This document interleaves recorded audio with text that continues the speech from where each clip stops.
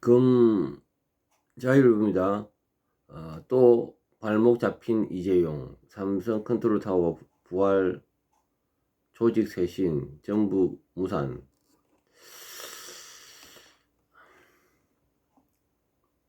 지난 3일 서울고법에서 부당 합병 회계 부정 관련 2심 선고에서 무죄 판결을 받은 이재용 회장이 답답한 표정으로 법원을 나서고 있다. 지금 대한민국에 대기업이 있어서 대한민국이 돌아갑니다. 몇 개 대기업이 대한민국 살리고 있습니다. 우리나라의 재산적인 역량이고 리드하는 상당히 퍼센트가 높습니다. 제가 볼 때는 20-30% 정도 될 것 같아요. 그 정도 되는 이 재력의 회사를 회장을 목을 잰다는 것은 대한민국을 목을 재는 겁니다. 박근혜 전 대통령 탄핵 때부터 시작된 검찰의 이재용 삼성전자 회장 괴롭히기가 끝나지가 않고 있다. 정관계와 기성 언론은 시시하고 있지만은 금융산업계에서는 삼성그룹이 경쟁력을 잃어가는 근본적인 원인은 검찰의 발목 잡기로 보고 있다. 서울고등법원은 지난 3일 부당합병 회계부정 관련 사건에 관하여 이재용 삼성전자 회장에게 무죄를 선고했지만 하지만 검찰은 지난 7일 부당합병 회계부정 관련 피해자 14명에 대해서 상고를 결정했다. 이로 인한 영향은 곧 드러난다. 지난 10일 한국경제TV는 검찰이 이재용 회장에 대해 상고를 결정하면서 이 회장의 경영 복귀에 함께 예고됐던 컨트롤 타워 부활과 조직 쇄신 안도 사실상 무산된 것으로 나타났다고 보도했다. 방송은 사법 리스크가 완전히 해소되고 나면 진행될 것으로 보였던 쇄신안과 거버넌트 개편, 컨트롤 타워 부활 논의가 현재로선 사실상 어렵다는 고위 관계자의 말을 전했다. 그는 과거 삼성그룹 컨트롤 타워가 해체됐던 것은 사업적인 이유가 아니라 오너 중심 지배력을 높이는 데 악용됐다는 의혹이 때문이었다며 경영 승계 관련 재판이 남아있는 상태에서 컨트롤 타워를 복권하면 같은 비판과 의심이 또 제기될 가능성이 크기 때문이라고 설명했다. 이 관계자가 말하는 삼성그룹 컨트롤 타워는 2017년 2월 말 해체된 미래전략실을 말한다.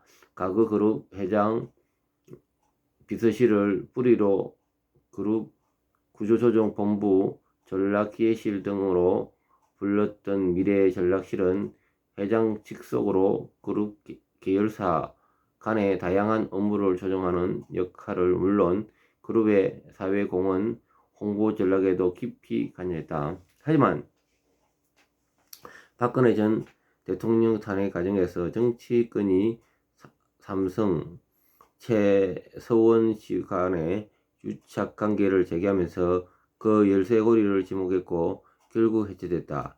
하지만 정치권과 좌파 진영은 이재용 회장과 삼성을 겨냥한 칼날을 걷어들이지 않았다.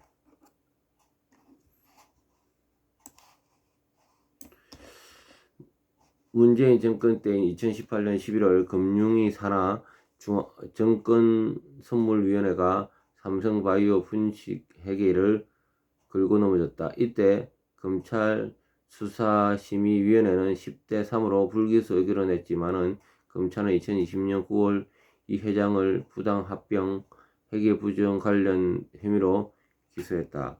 검찰은 이후 삼성 계열사 50곳이 넘는 곳을 압수수색하고 300여 명의 임직원을 862여 회 조사했다. 강제 수사했던 임직원 중 극단적 선택을 한 사람도 있다.